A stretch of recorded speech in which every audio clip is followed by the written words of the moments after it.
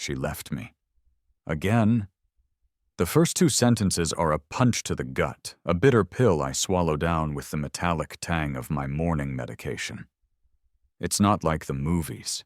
No dramatic airport chase, no tearful confessions in the rain.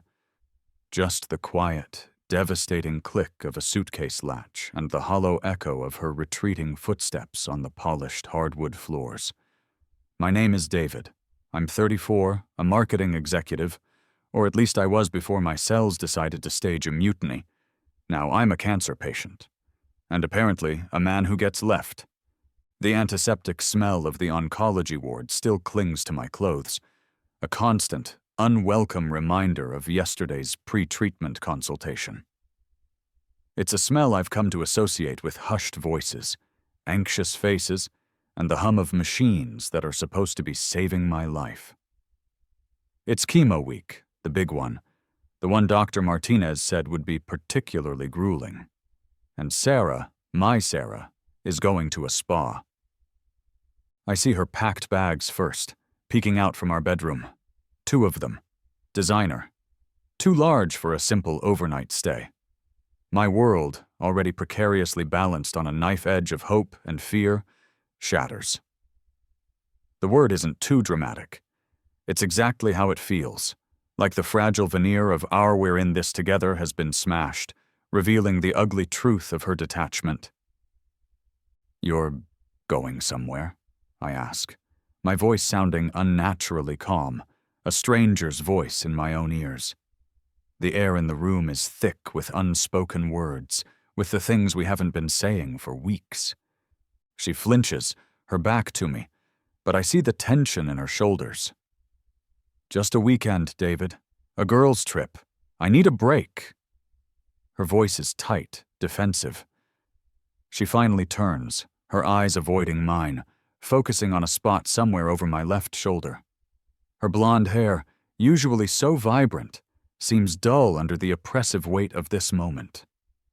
The way she says break feels like a physical blow. A break from what? From me? From the illness that's consuming me? I want to scream, to rage, to demand how she could even think of this now of all times. I want to remind her of her promises, whispered in the dark after the diagnosis, the ones about fighting this together, about never leaving my side. But the words catch in my throat, a knot of anger and profound sorrow. What's the point? Her bags are packed. Her mind is made up. The betrayal stings, hot and sharp, yet a chilling numbness spreads through me. It's a familiar sensation, this icy resignation. Okay, I manage. The single word a monumental effort. It hangs in the air between us, stark and final. I don't recognize the man saying it. He's someone stronger, or perhaps just someone who has learned the futility of begging. This quiet power move, this refusal to plead, seems to surprise her more than any outburst would have. Her carefully constructed justifications falter. She mumbles something about needing to recharge, about being no good to me if she's stressed. The excuses are flimsy, transparent. I just nod. The antiseptic smell of the hospital suddenly overwhelming, making me feel nauseous. I can almost feel the chemo drugs already coursing through me, even though the infusion isn't until tomorrow. The weight of it all, the illness, her desertion, presses down on me, crushing the air from my lungs. As she fumbles with her handbag, her phone buzzes on the bedside table. Mine. Dr. Martinez's name flashes on the screen. My heart lurches. Test results. Important ones. The timing is almost cruelly ironic. Sarah hesitates at the door, her hand on the cool metal of the knob. David, she begins, then stops. What is there to say? Goodbye? Good luck with the cancer I'm abandoning you to face alone? My phone continues its insistent summons. You should go, Sarah, I say, my voice flat, devoid of the emotion that's churning inside me. Don't want to be late for your break. The word tastes like ash in my mouth. She looks at me then, a flicker of something. Guilt? Regret? In her eyes, but it's gone as quickly as it appears. With a final, almost imperceptible nod, she slips out, the door closing with a soft click that seals my fate. Alone. As my phone rings again, a shrill counterpoint to the silence she's left behind, I stare at the space where she just stood. The scent of her perfume, a light floral fragrance I used to love, now feels like another layer of betrayal, an olfactory ghost in a house suddenly too empty. The antiseptic smell from my hospital visit is a more fitting companion now. It's the smell of my reality. 3 months earlier, it started with a cough.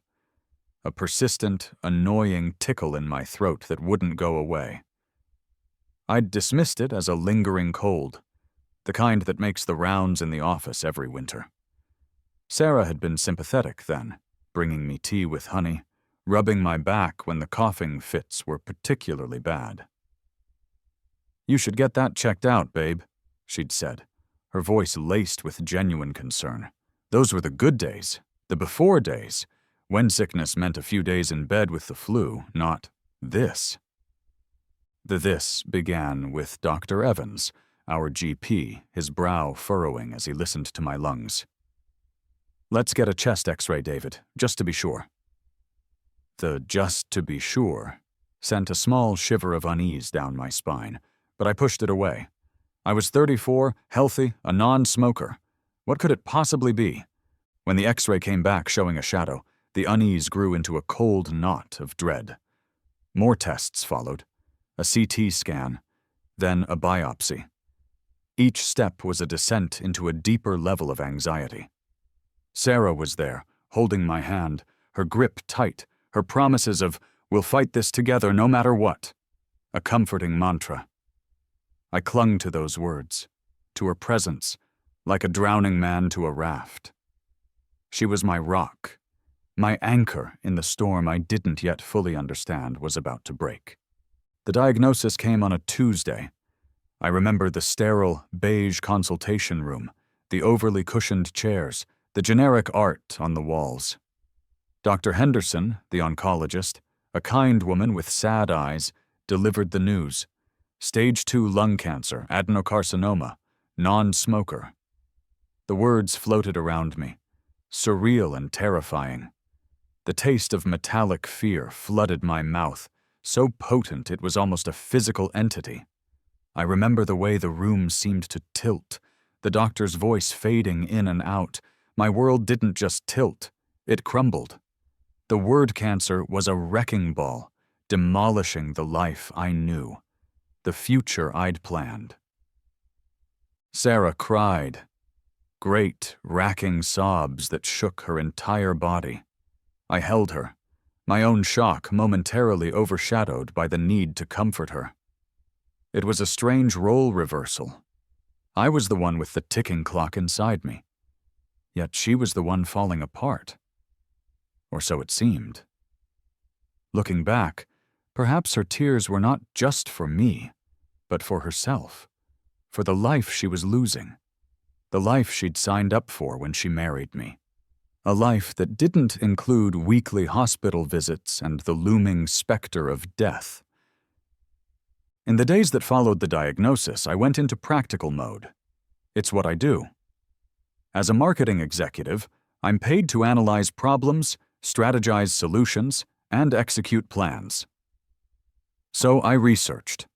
I devoured medical journals, patient forums, treatment protocols, chemotherapy, radiation, possible surgery, side effects, survival rates, clinical trials. I made spreadsheets, lists of questions for Dr. Henderson, second opinion appointments.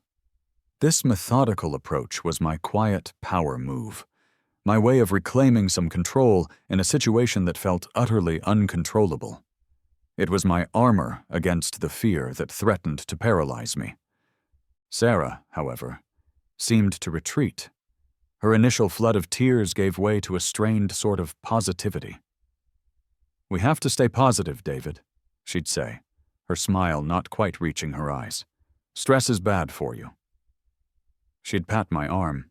then find a reason to leave the room. The hand-holding became less frequent. The promises to fight this together grew fainter, replaced by platitudes. The first signs of her discomfort with my illness were subtle, easy to dismiss if I hadn't been so attuned to her every nuance. A slight hesitation before a hug, a quick change of subject when I tried to talk about my fears, an increasing busyness with work and friends that conveniently kept her away from the grim reality unfolding in our home. I remember one evening, a few weeks after the diagnosis, I was explaining a particularly promising new treatment I'd read about, my voice filled with a cautious optimism I didn't entirely feel. She was scrolling through her phone, her attention clearly elsewhere.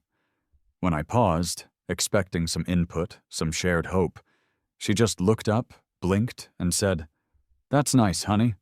Did you remember to call the plumber about the leaky faucet?" The disconnect was jarring. The leaky faucet. While I was fighting for my life, that was the moment a small, cold seed of doubt about her unwavering support was planted in my heart. She suggested we stay positive. Then, avoiding my gaze, she went back to her phone, leaving me alone with my research and the chilling premonition that this fight might be mine alone. The first chemotherapy session is a blur of nervous anticipation and the acrid smell of chemicals. Sarah drives me.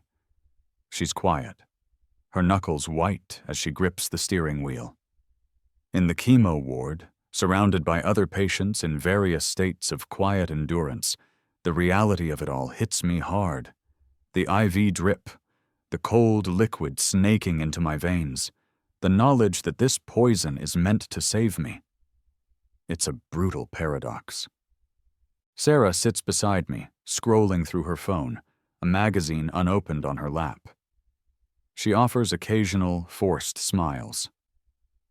When the nurse comes to check my vitals, Sarah complains about the hospital smell, a faint wrinkle of distaste on her nose. "It just clings to everything," she whispers, as if the scent itself is a personal affront. I see the other patients, some with family, some alone, their faces etched with a quiet dignity I can only aspire to. My own feeling is one of profound vulnerability. As the weeks go by, Sarah's presence during my treatments becomes more sporadic. An important work meeting, a friend needing support, a prior engagement she'd completely forgotten about. The excuses pile up, each one a small chip at the already fractured foundation of our relationship.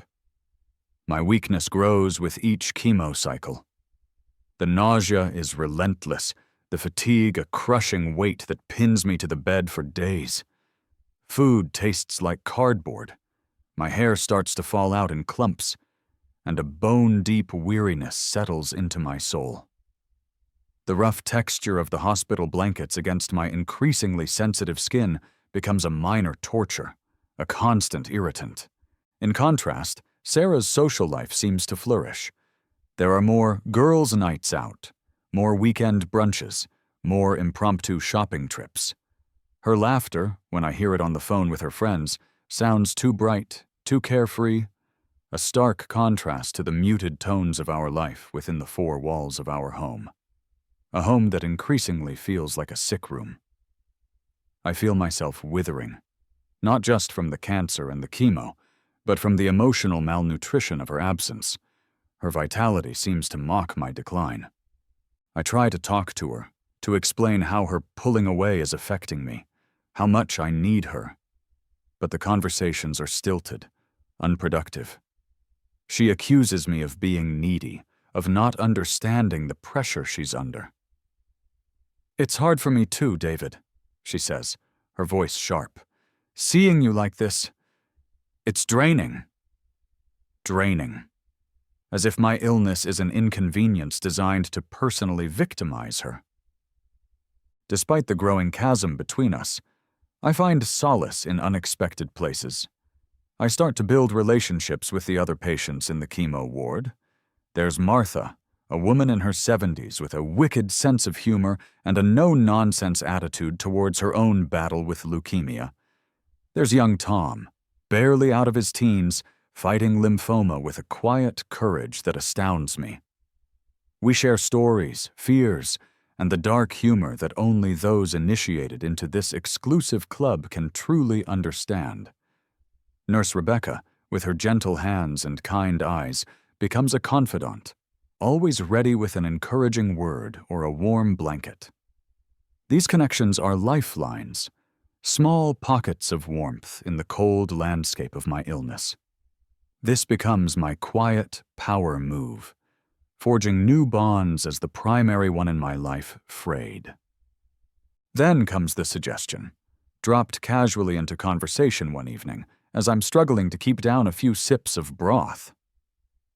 "A few of the girls are planning a spa weekend," Sarah says, carefully examining her nails. "It's in Napa, a bit of pampering, some relaxation. It's during your really tough week, the one Dr. Martinez warned us about. So I was thinking it might be good for me to get away, recharge my batteries so I can be strong for you when I get back." Her words hang in the air, each one a perfectly aimed dart. My worst week, the week I'll be at my most vulnerable, my most ill, and she wants to go to a spa. The sheer selfishness of it takes my breath away. I stare at her, searching for some sign that this is a joke, a horribly misguided attempt at something. But her expression is earnest, almost pleading, as if she genuinely expects me to agree that her pampering is a crucial component of my cancer treatment. The chasm between us yawns into a seemingly unbridgeable abyss. A few days later, the spa brochure appears, left open on the kitchen counter. Glossy pictures of infinity pools, massage tables, and serene-looking women in fluffy white robes. It's a deliberate act, a clear message. Her escape is planned. The brochure is a stark, full-color testament to her priorities, a vibrant splash of sunshine yellow against the muted gray of my reality. It lies there, an insult in glossy print, a constant reminder of her impending desertion.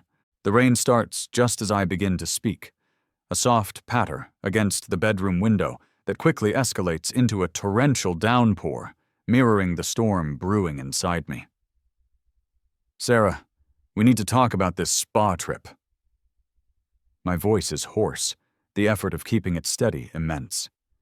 She's meticulously folding clothes into her designer suitcase, the one I bought her for our anniversary last year, back when Napa meant romantic getaways for us.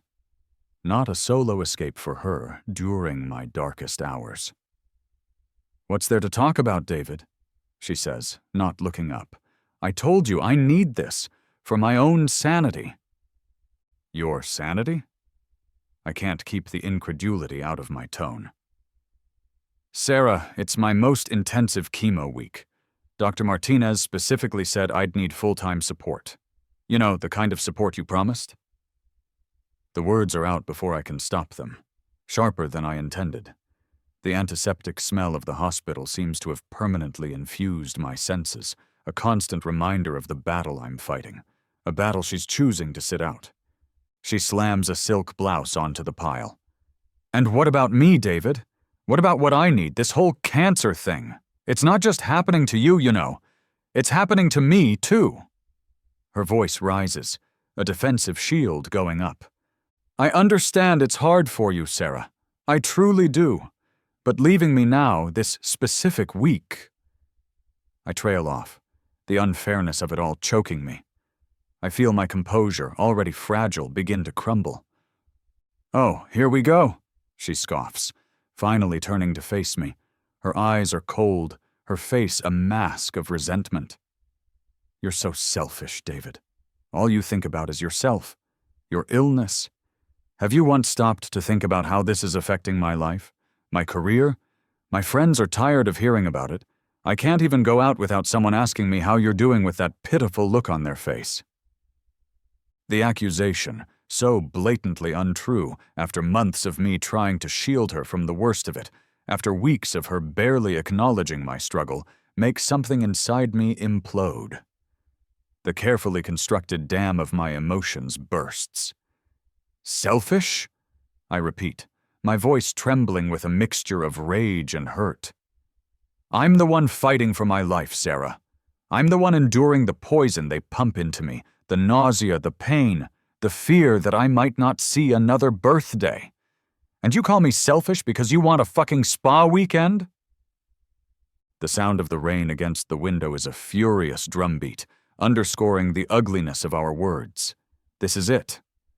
The moment the unspoken becomes spoken, the festering resentment lancing open like a wound. I'm scared, David, she finally admits, her voice cracking, the anger momentarily replaced by a raw vulnerability that catches me off guard. I'm scared of losing you, yes, but I'm also scared of this. Of being a caregiver, of watching you fade away. I didn't sign up for this. I'm young. I want a life.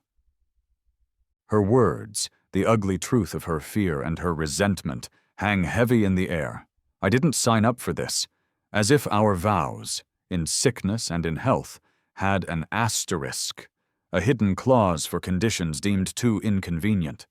The metallic taste of fear, so familiar from my diagnosis, returns, but this time it's laced with the bitter flavor of betrayal. My carefully constructed world, the one where she was my partner in this fight, shatters completely. A chilling calm descends over me. The anger recedes, replaced by a profound, weary sadness. I won't beg. I won't plead. This isn't a negotiation. It's a declaration. My quiet power move is simply this. I will not be a victim of her fear, her selfishness. Then go, Sarah, I say, my voice devoid of inflection. If that's what you need to do, then go. She seems taken aback by my lack of resistance, by the absence of the fight she was clearly expecting. It's not that I don't care, David, she stammers, the conviction in her voice wavering. Isn't it? I ask quietly, the question a soft, lethal blow. Silence stretches between us, broken only by the relentless drumming of the rain. She looks at me, her expression a mixture of guilt and defiance. Then she delivers her ultimatum, her voice hardening again. I'm going, David. I have to. If you can't understand that, then I don't know what to say. I watch her then, really watch her, as she continues to pack. The expensive luggage, the carefully chosen resort wear, the meticulous planning that went into her escape while I was meticulously planning my survival. Each item she places in the suitcase is another nail in the coffin of our marriage. The vibrant colors of her clothes mock the drabness of my sickroom existence. Alone, I watch her prepare to leave me. The antiseptic scent of the hospital, a phantom reminder of tomorrow's ordeal, feels stronger now, more fitting than the lingering fragrance of her perfume. The drive to the hospital is a lonely pilgrimage. Usually Sarah would be in the passenger seat, a forced brightness in her voice as she'd try to distract me with trivial chatter about work or friends. Today the silence in the car is a heavy cloak, amplifying the anxious thrum of my own thoughts. Each mile marker feels like a station of the cross on this solo journey. The familiar route, once just a series of turns, now feels laden with the weight of her absence. I pull into the oncology parking lot, the same spot we always aimed for, under the big oak tree. Force of habit, or perhaps a masochistic need to feel the sting of her desertion in every mundane detail. The antiseptic smell hits me the moment I open the car door, carried on the cool morning breeze. It's the smell of my new reality, a reality I now face without her. Walking into the chemo ward alone is a different kind of hell. The sympathetic glances from the reception staff, the slight hesitation in Nurse Rebecca's usual cheerful greeting. They all know, or they can guess. Wives, husbands, partners. They're a fixture here, a silent, supportive army. My solitary presence is a glaring anomaly. As I settle into the vinyl squeak of the chemo chair, the one in the corner by the window that Sarah always complained had a draft. A woman in the adjacent chair smiles at me. She's elderly, with a cloud of white hair and eyes that sparkle with an indomitable spirit, despite the weariness etched on her face. "First time flying solo, dear?" she asks, her voice surprisingly strong. I manage a weak smile. "Something like that. My wife, she had a prior engagement." The lie tastes like ash in my mouth. "Ah, those prior engagements," the woman says, a knowing twinkle in her eye. "They do seem to crop up at the most inconvenient times when illness comes to call. I'm Martha, by the way, and you can leave the brave face at the door with me, love. We're all in the same leaky boat here." Her directness, her warmth, is a small comfort. "David," I reply, feeling a blush creep up my neck. Nurse Rebecca comes over to start my IV. Her usual brisk efficiency is tempered with a gentle concern. "You doing okay, David?" she asks softly, her eyes searching mine. I nod, not trusting my voice. The insertion of the needle, usually a minor discomfort, makes me tremble. It's not just the physical sting. It's the sudden, overwhelming sense of being utterly alone in this. My rock, my supposed anchor, has cut the rope. "Where's Sarah today?" Rebecca asks, her voice carefully neutral as she adjusts the drip rate. The question, though kindly meant, feels like a probe into a raw wound. Before I can formulate another lie, Martha pipes up. "His wife is attending a critical international summit on the importance of fluffy bathrobes and cucumber eye masks, Rebecca. Very important business, you understand." Rebecca suppresses a smile, and I can't help but let out a small, choked laugh. The absurdity of it, the kindness of this stranger defending my dignity, breaks through the wall of my despair for a fleeting moment. "Indeed, Martha. Sounds vital," Rebecca says, giving my arm a gentle squeeze before moving on to the next patient. I turn to Martha, a genuine smile finally reaching my lips. "Thank you," I whisper. "Don't you mind it, David," she says, her gaze softening. "Some people just aren't built for the trenches. It takes a certain kind of grit, and sometimes the ones you expect to be there, well, they're the first to run for the hills." She pats my hand, her touch surprisingly firm. "You've got us now. The Leaky Boat Brigade. We look out for each other." Despite the pain, despite the poison slowly dripping into my veins, I strike up a conversation with Martha. She tells me about her grandchildren, her garden, her late husband who, she says with a wink, was a lovable rogue but useless in a crisis. Her stories are a welcome distraction, a thread of normalcy in the surreal landscape of the chemo ward. This, I realize, is another quiet power move, reaching out, connecting, refusing to be defined solely by my illness or by Sarah's abandonment. My phone buzzes in my pocket, a text message. I pull it out, my heart giving a hopeful little flutter. Maybe Sarah changed her mind. Maybe she's checking in. But the screen is blank, no new messages, just a notification from my calendar. Chemo session #4. I'd set it as a shared event. Her silence is a deafening roar, a confirmation of her indifference. The nurse, a younger one I don't recognize, comes by to take my blood pressure. She's all business, her expression carefully neutral. "Is your wife not with you today, Mr. Miller?" she asks, her eyes flicking from my chart to my unadorned ring finger, then to the empty chair beside me. The question is rote, part of her checklist, but it lands like another small, sharp stone against my already bruised heart. The empty chair, a silent testament to a love that couldn't withstand the ravages of sickness. The days that follow blend into a monotonous cycle of treatment, exhaustion, and the quiet camaraderie of the chemo ward. My friendship with Martha deepens. She becomes my chemo buddy, my confidant, my surrogate grandmother. She brings me homemade soup in a thermos, regales me with stories of her adventurous youth, and offers pearls of wisdom gleaned from a life lived to the fullest, despite its share of hardships. "You can't choose what life throws at you, David," she'd say, her eyes twinkling. "But you sure as hell can choose how you catch it, and whether you throw it back."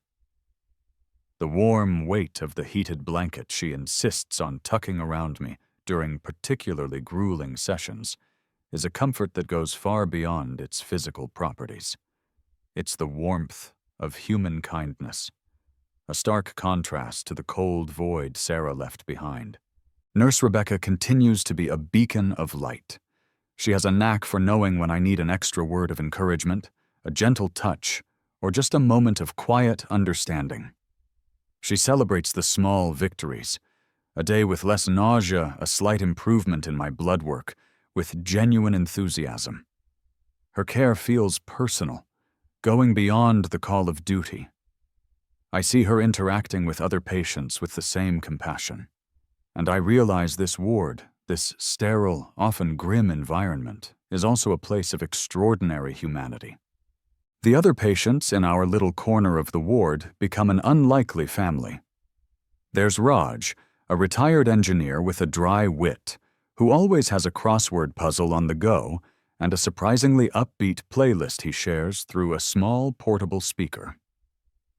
There's Chloe, a young artist whose sketchbook is filled with fantastical creatures and intricate designs, her way of escaping the sterile reality of her treatment for Hodgkin's lymphoma. We share knowing glances when a new patient arrives, their face a mask of fear and uncertainty. We offer quiet words of support, share tips on managing side effects, and celebrate milestones together. I feel a sense of belonging here, an awakening to the kindness of strangers that I never anticipated.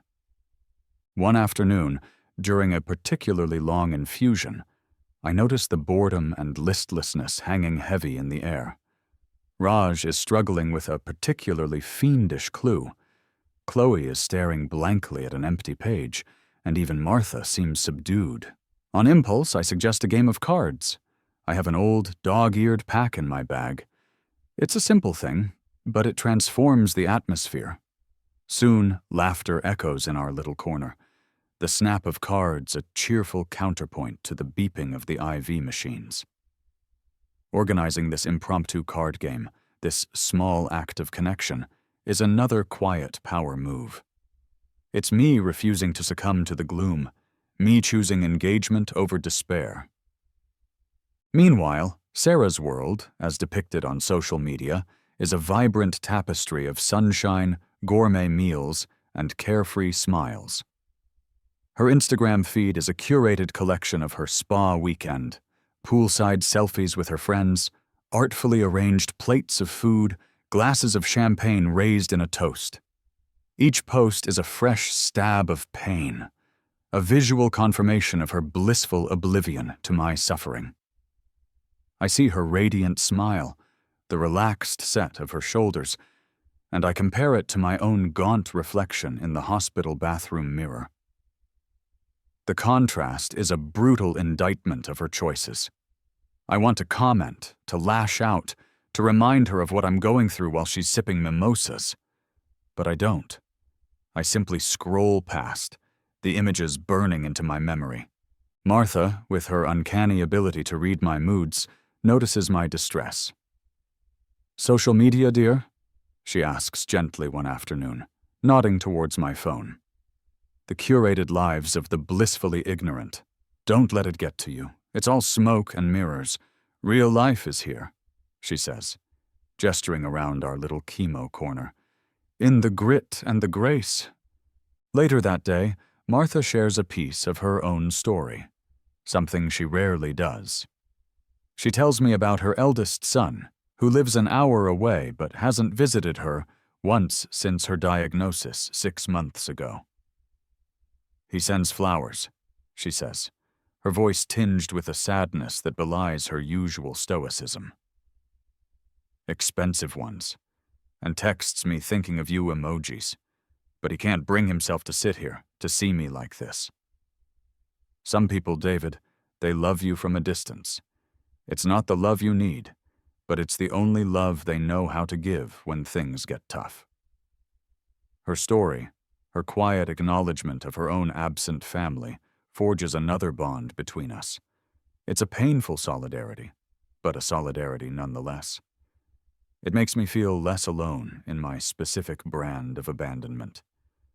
The antiseptic scent of the ward, once a symbol of my isolation, now feels like the backdrop to these new, unexpected, and deeply cherished connections. The 7th chemo cycle hits me like a freight train. This is the particularly grueling week Dr. Martinez warned about, the one Sarah chose for her spa retreat. The side effects are relentless, a cruel symphony of misery. The nausea is a constant companion, a churning beast in my stomach that even the strongest antiemetics can't fully tame. The taste of copper and nausea medicine is a permanent film in my mouth, making even water unbearable. Food is out of the question. My body aches with a weariness so profound it feels like my bones are made of lead. Sleep offers no respite, only a fitful series of feverish dreams and abrupt awakenings. I'm at my most vulnerable, physically and emotionally. The carefully constructed walls of my composure begin to crumble. There are moments, usually in the dead of night, when the pain and the loneliness are so acute that I almost break. I stare at Sarah's name in my phone contacts, my thumb hovering over the call button. The urge to hear her voice, to beg her to come home, to simply not be alone in this abyss is almost overwhelming. But I don't call. Some stubborn, bruised piece of my pride, or perhaps a nascent understanding of my own strength, holds me back. This refusal, this agonizing act of self-preservation, is my quiet power move, a silent testament to my unwilling independence. Dr. Martinez checks in on me daily. Her kind eyes are filled with a mixture of professional concern and something softer, something akin to pity. "How are you holding up, David?" she asks, her voice gentle. "Mentally, I mean. This is a tough stretch."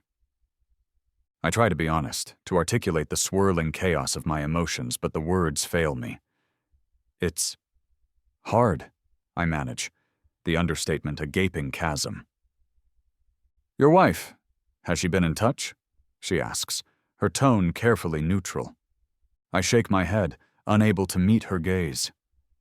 The shame of it, the humiliation of being so blatantly abandoned, burns in my cheeks. One night, the pain in my abdomen, a dull ache for days, sharpens into an agonizing, stabbing sensation. I break out in a cold sweat, my heart hammering against my ribs. Fear, raw and primal, grips me. Is this it? Is the cancer winning? I manage to call for an ambulance, my voice a weak, trembling whisper. The paramedics are quick, efficient, their calm professionalism a stark contrast to my internal panic.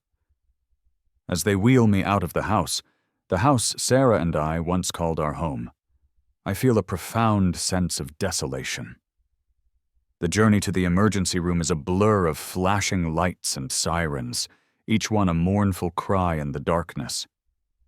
Alone in the ER, hooked up to monitors, the fluorescent lights buzzing overhead, I surrender to the process, to the pain. There's a strange sort of peace in letting go, in admitting that I can't fight this particular battle on my own. The doctors and nurses are kind, competent, but they are strangers. Their touch is professional, their concern clinical. It's not the touch of a loved one, the concern of a partner. The diagnosis is a severe infection, a common complication of chemo-induced immunosuppression. It's serious but treatable. Relief washes over me, so potent it leaves me weak. As I lie there, waiting for the antibiotics to take effect, I stare at Sarah's contact in my phone again. The temptation to call her, to tell her what happened, to hear a familiar voice is immense. But then I picture her at the spa, her face serene, untouched by the grim reality of my life. And the temptation fades, replaced by a cold, hard resolve. I will not give her the satisfaction of my desperation. I will get through this. Alone. The antiseptic smell of this new hospital room, sharper, more urgent than the familiar scent of the oncology ward, is a harsh reminder of just how alone I truly am. The recovery from the ER visit is slow, arduous. But this time I'm not entirely alone. Martha, bless her indomitable spirit, organizes a rota. She, Raj, and Chloe take turns visiting me in the hospital once I'm moved from the ER to a regular room, bringing contraband snacks, a deck of cards, and, most importantly, their unwavering support. Nurse Rebecca from the chemo ward even pops in on her day off, bringing a small bouquet of flowers she picked from her own garden. Their kindness is a balm to my battered soul, a lifeline in the stormy sea of my illness and Sarah's abandonment. Martha, during one of her visits, sits beside my bed, her knitting needles clicking softly. "You know, David," she says, her eyes focused on her intricate pattern, "this illness, it has a way of stripping away the superficial. It shows you who people really are, deep down." She pauses, her needles still for a moment. "Sometimes, the people you thought would be your rock turn out to be pebbles, easily washed away by the first wave, and sometimes the strangers you meet in the storm become your lighthouse." Her words resonate deeply. She's talking about Sarah, of course, but also about herself, about Raj and Chloe, about Rebecca, my lighthouses. One afternoon, as I'm finally strong enough to take a short walk down the hospital corridor, the cool morning air from an open window feels like a benediction on my skin. It's the first time in days I haven't felt a constant thrum of pain or nausea. In that moment, a profound shift occurs within me. The realization hits me, not like a thunderbolt, but like a quiet dawn breaking. I am stronger than I thought. I have faced the abyss, stared into the void of my own mortality, and I am still here. I have endured not just the ravages of cancer and chemo, but the crushing weight of betrayal and abandonment, and I am still standing. It's a liberating feeling, an awakening. The need for Sarah's approval, for her presence, for her love, begins to recede, replaced by a burgeoning sense of self-reliance. I am not just surviving. I am, in some small, fierce way, prevailing. Later that day, back in my hospital bed, I pick up my phone. I scroll through the drafts folder of my text messages. There are dozens of them, written in the darkest hours of the night, during moments of excruciating pain and unbearable loneliness. Desperate pleas to Sarah, angry recriminations, mournful declarations of my fading love. None of them were ever sent. My thumb hovers over the delete button. With a newfound clarity, a sense of quiet power, I erase them all, every last one. It's a symbolic act, a cleansing. I am letting go of the need for her to understand, to care, to rescue me. I am rescuing myself. This is my quiet power move, a final severing of that particular cord of dependence. A few days later, I'm discharged. As I'm packing my meager belongings, the door to my hospital room opens, and Sarah walks in. She looks tanned, rested, the picture of health. Her designer handbag is slung over her shoulder, a stark contrast to the sterile environment of the hospital. She attempts a bright, breezy smile, but it falters when she sees my face, my thinned hair, the dark circles under my eyes. "David, you're up. That's great," she says, her voice a little too loud, a little too cheerful. She tries to act normal, as if she hasn't been MIA during the worst week of my life. as if she didn't leave me to face a medical emergency alone. "Sarah," I say, my voice flat, devoid of the warmth it once held for her. The antiseptic smell of the hospital, a scent I now associate with both my illness and my resilience, clings to me like a second skin. "So," she continues, fussing with the strap of her bag, avoiding my gaze. How was it, your treatment?" The question, so casually delivered, so utterly inadequate, hangs in the air between us. The tension in the room is palpable, a thick, suffocating blanket. My answer, I know, will set the stage for whatever comes next. The man I was a few weeks ago might have broken down, might have unleashed his pain and anger, but the man I am now, the man forged in the crucible of illness and betrayal, simply looks at her, a long, measuring gaze, and prepares to speak his truth. The cool morning air from my first walk, a symbol of my newfound liberation, still feels fresh in my memory. The final chemotherapy session feels monumental. The familiar hum of the IV machine, the rhythmic drip of the medication, the slight chill of the chemicals entering my veins, sensations that have been the backdrop to my life for months, are now tinged with a sense of finality. There's a lightness in me, an anticipation that almost overshadows the inevitable physical discomfort. This is it, the last battle in this particular war. Sarah is there, she insisted. Her guilt is a palpable presence in the room, a heavy perfume she wears awkwardly. She fusses, plumping my pillow, offering me sips of water I don't want. Her attempts at solicitousness feeling forced and performative. Her enthusiasm for this milestone, as she calls it, is a stark contrast to her absence during the truly grueling parts of this journey. Martha, Raj, and Chloe are also here, a quiet, supportive presence in the background. Their smiles are genuine, their relief for me heartfelt. They are my true cohort, my fellow soldiers. "See, David?" Sarah says, her voice overly bright. "We got through it, just like I said we would." "We?" The word grates, a discordant note in the symphony of my quiet triumph. I offer a non-committal smile. My energy is focused on the moment, on the symbolism of this last infusion. I feel my spirit, so long weighed down, begin to soar with the anticipation of freedom from this relentless chemical assault. Nurse Rebecca, who has been with me from the very first treatment, comes to disconnect the IV for the last time. There's a small, almost imperceptible smile on her face. "Done, David," she says softly. "You did it?" Her words, simple and sincere, mean more to me than all of Sarah's hollow pronouncements. As I rise from the chemo chair, a little unsteady but resolute, Sarah rushes to my side, offering her arm. "Let me help you," she says, her voice earnest. I look at her, at the desperation in her eyes, the desperate need for absolution, graciously, but without the warmth or forgiveness she so clearly craves. I accept her arm. This is my quiet power move.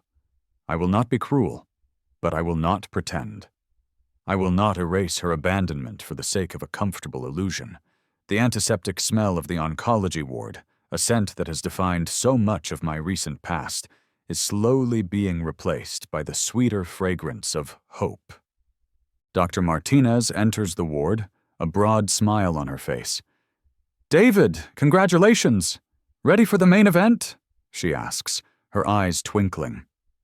She's referring to the survival bell ceremony, a tradition in this oncology ward. Patients who complete their chemotherapy ring a large brass bell, its peal a symbol of hope, resilience, and the end of a brutal chapter.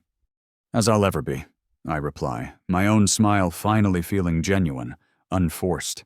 The preparation for the ceremony is brief but poignant. The bell, polished to a high sheen, hangs in the center of the ward. A small crowd has gathered. Other patients, nurses, a few doctors. Sarah stands beside me, trying to look like the supportive wife. But her discomfort is evident. She doesn't belong here, not really. Not in the way Martha, Raj, and Chloe do.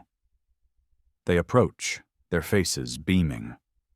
Martha presses a small, hand-knitted bluebird into my palm. "For courage, dear," she whispers. Raj gives me a hearty pat on the back, and Chloe presents me with a beautiful, intricate drawing of a phoenix rising from ashes. Their genuine joy, their heartfelt support, is a stark contrast to Sarah's forced enthusiasm. As I walk towards the bell, it's not just Sarah by my side. Martha is on my other arm, her grip surprisingly strong. Raj and Chloe follow close behind, a small, steadfast entourage. This is my chosen family, the ones who stood by me in the trenches. The familiar hum of the IV machines seems to fade into the background, replaced by a quiet anticipation. The air is thick with unspoken emotions, with shared journeys and silent battles fought, and for this moment, won. The survival bell hangs there, gleaming under the fluorescent lights of the oncology ward. It's a simple brass bell, but it represents so much more. It's a beacon, a symbol of endurance, a testament to the human spirit's capacity to fight, to hope, to overcome. For months I've heard its occasional, joyful peal from my chemo chair, each ring a distant promise, a goal that seemed impossibly far away. And now, it's my turn. The ward is quiet, the usual hum of machines and hushed conversations stilled by a sense of occasion. Martha squeezes my arm, her eyes shining with unshed tears. Raj gives me a thumbs up, his usual stoicism momentarily overcome by a broad grin. Chloe clutches her sketchbook, her smile radiant. Their presence, their genuine joy for me, is a warm embrace. Sarah stands slightly apart, her expression a mixture of forced cheerfulness and an underlying anxiety. She applauds, a little too loudly, when Dr. Martinez says a few kind words about my journey, my resilience. Her participation feels hollow, a performance for an audience that isn't buying it. The contrast between her strained efforts and the quiet, heartfelt support of my cancer ward community is stark. I step forward, my hand reaching for the thick rope attached to the bell. The cool metal is smooth beneath my fingers. I take a deep breath, the antiseptic smell of the ward, so long a symbol of my struggle, now mingling with the scent of something else. Triumph. I think of the past few months, the devastating diagnosis, the grueling treatments, the crushing betrayal. But I also think of the unexpected kindness, the surprising strength I found within myself, the unwavering support of the new family I've forged in this unlikely place. And then I ring the bell. The sound, clear and bright, echoes through the ward, a vibrant, resonant declaration. It's not just a sound, it's a feeling. It's the sound of shackles breaking, of a heavy burden being lifted. With each successive pull, the peal grows stronger, more confident. It's the sound of survival. It's the sound of me, David, reclaiming my life. I feel a wave of emotion wash over me, relief, gratitude, an almost fierce joy. I feel like I could transcend the pain, the fear, the betrayal, all of it, in this one glorious moment. When the last echo fades, a spontaneous cheer erupts. Nurses, doctors, fellow patients, they all applaud, their faces alight with shared celebration. Dr. Martinez gives me a hug. "We're all very proud of you, David," she says. Then it's my turn to speak. It's customary for patients to say a few words. I look out at the small crowd, my gaze lingering on Martha, Raj, and Chloe. Sarah is there too, watching me intently, a hopeful, almost desperate look on her face. This is my quiet power move, the culmination of everything I've learned, everything I've endured. Thank you, I begin, my voice a little shaky but clear. Thank you all for being here. This journey, it's been the hardest thing I've ever faced. I pause, taking another deep breath. I want to thank Dr. Martinez, Nurse Rebecca, and all the incredible staff here. Your skill, your compassion, your dedication, you are true heroes. I look at my friends. To Martha, Raj, Chloe, you guys are my family. You showed me what true support looks like. You were there when I was at my lowest. You shared your strength, your humor, your hearts. I wouldn't be standing here without you. My eyes meet Martha's, and she gives me a subtle, encouraging nod. I pointedly do not mention Sarah. My silence, where her name should be, is louder than any accusation. Later, after the small celebration has wound down, Sarah approaches me, her eyes glistening. David, that was beautiful. You were so strong. I am strong, I say, my voice calm. I had to be. About us, she begins, her voice tentative. I hold up a hand. Sarah, I appreciate you being here today. But ringing that bell, it wasn't just about surviving cancer.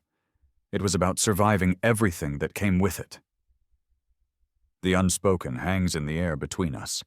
Resolution, 6 months later. 6 months later, I am thriving. The cancer is in remission. My hair has grown back, thicker than before. I'm back at work, but with a new perspective, a new appreciation for life's preciousness. The house, once filled with the ghosts of a dying marriage, is now just mine. Sarah and I are divorced. The decision was mine, a quiet, firm resolution made in the aftermath of ringing that bell. The betrayal was a wound too deep to heal, a fundamental breaking of trust. My chosen family, Martha, Raj, and Chloe, are still very much a part of my life. We have regular dinners, celebrate small victories, and continue to support each other. Martha, her leukemia also in remission, teaches me how to tend the small vegetable garden I've started in my backyard. Raj and I have a standing weekly chess game. Chloe's art is starting to get noticed.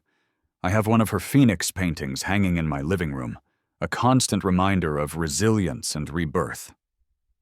I still visit the oncology ward sometimes, not as a patient, but as a volunteer. I talk to those who are just starting their journey, offer a word of encouragement, share my story. I tell them about the bell, about the hope it represents. I tell them that even in the darkest of times, there is strength to be found, often in the most unexpected places. And sometimes I tell them, ringing the bell isn't just about the end of a treatment, it's about the beginning of a new, more authentic life. A life lived on your own terms, free from the shadows of the past. A life where the only smell that truly matters is the sweet, clean scent of freedom.